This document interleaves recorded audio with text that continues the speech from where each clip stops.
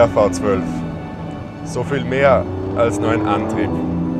Eine Philosophie, für viele gar eine Religion.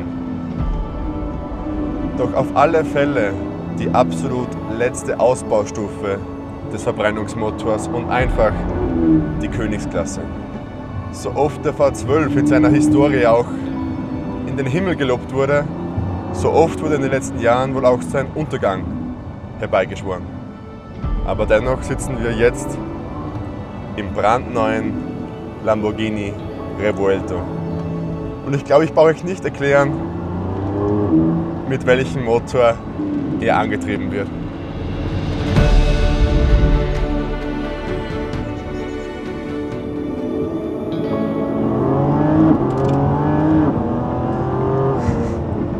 Jeder Lamborghini mit V12-Motor ist ein absoluter Rockstar. Aber der Revuelto ist der erste Rockstar mit Uni-Abschluss. Denn im Gegensatz zu all seinen Vorgängern ist der Revuelto nicht nur brutal schnell, sondern endlich auch wahnsinnig ausgereift und richtig intelligent. Er ist ein absolutes, eigentlich fast schon Hypercar der modernen Ära. Und das liegt am Antrieb. Man glaubt es kaum, aber der Revuelto ist ein Hybrid. Nicht um Emissionen oder Sprit zu sparen, nein, um die Performance weiter zu steigern. Und das gelingt. Dieses Biest hat 1015 PS und sprintet in 2,5 Sekunden von 0 auf 100. Das sind Formel 1 Werte, das ist einfach nur unbeschreiblich schnell. Es hat sich also viel geändert, doch das Wichtigste bleibt gleich. Denn hier hinter mir arbeitet ein 6,5 Liter großer V12 Saugmotor. Keine Turbolader, kein Kompressor, nur Luft, Benzin und Gänsehaut.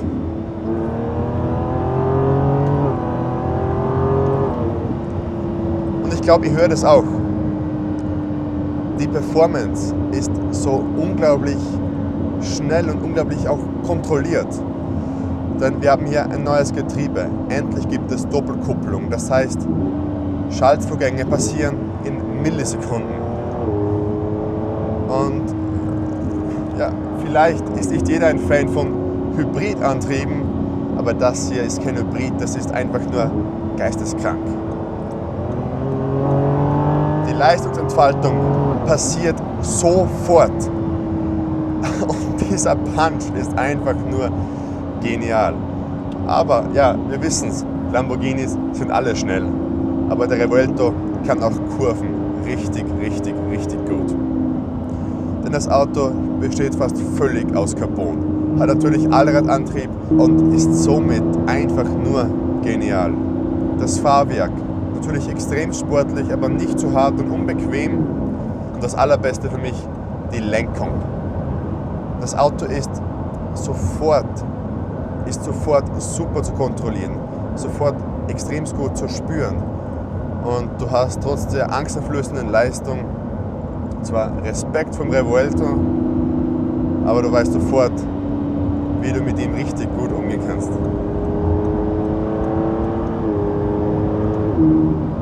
Das ist genial.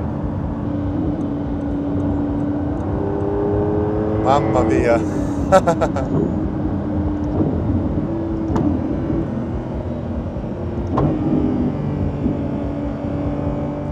Dieses Drama, diese Vibrationen.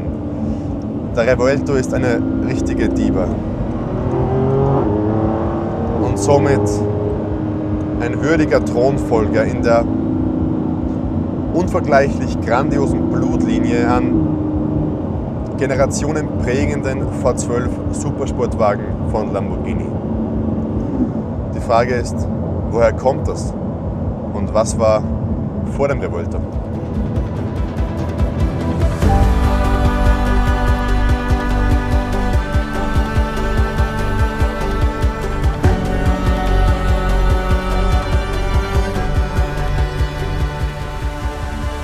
Ja, was war vom Revuelto? Und die Antwort ist ziemlich viel. 1963 wurde die Marke von Ferruccio Lamborghini gegründet und hat als erstes Auto kurz darauf das vorgestellt, den Lamborghini 350 GT. Natürlich mit V12-Motor, aber dieses Mal in der Front platziert. Aber Ende der 60er Jahre ging es erst richtig los, denn die Lamborghini DNA wurde geboren mit nichts Geringerem als dem Miura. Wir haben hier das erste Mal einen V12-Motor, typisch Lamborghini, im Heck. Und der Miura ist nicht nur eine Stilikone und zeitlos schön, er ist auch der Großvater, das Urgestein, die Benchmark, der erste Lamborghini-Sportwagen, so wie wir ihn bis heute kennen und vor allem lieben. Und genau das ist der Grund, warum wir heute hier sind, der Lamborghini V12-Motor. Hier ein Exemplar aus dem Miura und dieses Aggregat beschreibt eigentlich alles, wofür Lamborghini steht. Breit, wuchtig und vor allem brutal kraftvoll. Breit und brachial schnell ist vor allem das hier. Der Lamborghini Countach, der in den 70er Jahren die Welt veränderte. Emotionale Karosserie, unglaubliche Proportionen und vor allem bahnbrechende Leistungsdaten. Das Auto hat natürlich einen V12-Motor vor der Hinterachse, aber vor allem lief dieser Countach über 315 km/h und das war in den 70er Jahren eine echte Weltneuheit. Und im Anbetracht dessen, dass der Countach quasi nichts ist außer Aluminium, Stahl, Fiberglas, Gummi und etwas Leder, ist es einfach eine martialische Art, Auto zu fahren. Nachdem der Countach bis weit in die 80er immer weiter und weiterentwickelt wurde, kam erst 1990 sein Nachfolger auf den Markt. Der Lamborghini Diablo setzte die bis dato schon fast legendäre Ära an V12 Supersportwagen fort und war länger, breiter und kraftvoller denn je. Ein weiteres Jahrzehnt später folgte das, der Lamborghini Murcielago. Noch breiter und eigentlich ein ganz neues Level und der Einstieg in die moderne Welt von Lamborghini. Das heißt, der erste Lamborghini mit V12-Motor, der auch unter der Leitung von Audi entstanden ist, aber dennoch hat dieses breite Raumschiff nichts an Brutalität eingebüßt. Jetzt gibt es natürlich Allrad serienmäßig noch mehr Leistung und Lamborghini hat mit dem Murcielago eine neue Ära begonnen, nämlich die Ära der Editions. Hier stehen wir vor einem Murcielago SV, also Super Veloce, das heißt noch mehr Leistung, hier über 600 PS, noch mehr Aerodynamik und einfach typisch Lamborghini überall noch 10% mehr. Und dieses Editions-Modell war für Lamborghini nicht nur ein finanzieller Erfolg, denn Sondereditionen wie hier mit 300 Stück Limitation lassen sich besser verkaufen. Sie waren auch eine Art Anspruch, einfach immer wieder mehr zu machen. Nach den breiten, brutalen und unbekümmerten 2000ern folgte eine Zeit, in der Lamborghini einige Sachen ausprobiert hat. Wie zum Beispiel den Lamborghini Reventon aus 2007, der schon mal gezeigt hat, wohin die Reise geht und was sich die Designer im anderen Gebäude nachts so anschauen. Und das sind Dokumentationen über Kampfjets. Die brutale Optik und das richtige Batman-Optik zieht sich ab jetzt in jeden Lamborghini durch. 3 Jahre nach dem Reventon folgte der Lamborghini Sesto Elemento. Und das 6. Element auf der Grafik der Elemente ist Kohlefaser, Kohlenstoff, also Carbon. Und ich glaube, ich spare mir die Erklärung, woraus wohl fast jede Zelle dieses Auto besteht. Die Philosophie radikale Leichtigkeit ist hier von der Front bis zum Spoiler ohne Kompromisse durchgezogen. 4 Jahre nach dem Sesto Elemento folgte der Veneno. Ein weiteres Concept Car, de facto ein Einzelstück und auf maximale Rennstreckenperformance ausgelegt. Aerodynamik und Power pur. Doch alle 3 Autos blieben für immer Concept Cars. Doch ein Modell in den 2010er Jahren hat den Vorstand überzeugt und hat sich sofort als Legende entpuppt.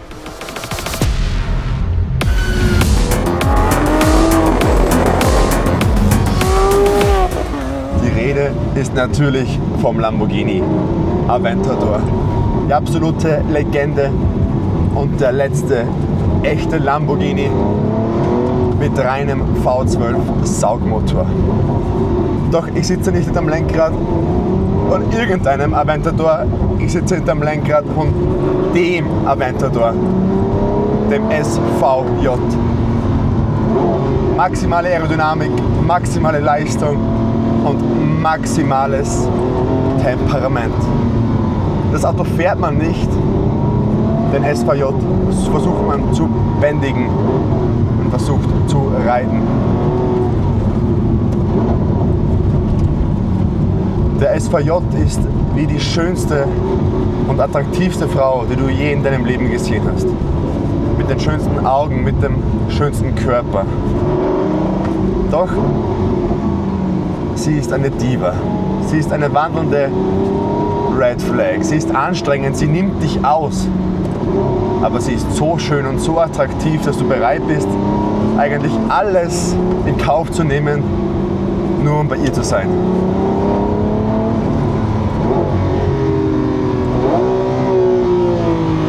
Das gibt es nicht. Wahnsinn! Fuck off, das ist unglaublich, es ist hart, es schreit, es ist heiß. Es ist einfach nur genial. Brutal schnell, aber auch brutal laut und vor allem brutal weit und einfach brutal designt. Und das ist neben der Performance mit Sicherheit der zweitwichtigste Aspekt eines jeden Lamborghinis.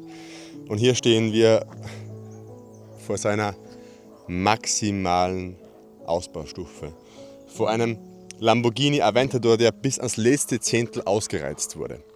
Der SVJ treibt es auf die Spitze mit Carbon, mit Lufteinlässen, mit Aerodynamik. Und ja, de facto stehen wir vor einem Botschafter einer vergangenen Ära. Egal ob Vergangenheit, Gegenwart oder Zukunft. Egal ob Huracan, Urus oder eben Aventador SVJ. Ein Lamborghini zieht Blicke auf sich und ein Lambo wird beachtet. Egal ob Kind oder Pensionist, egal ob Frau, Mann oder alles dazwischen, ein Lamborghini sticht ins Auge, egal ob man es liebt oder hasst. Und ja, das ist das zweitwichtigste Feature eines Lamborghinis. Aber der wichtigste Punkt bleibt das Fahren. Und genauso geht's weiter.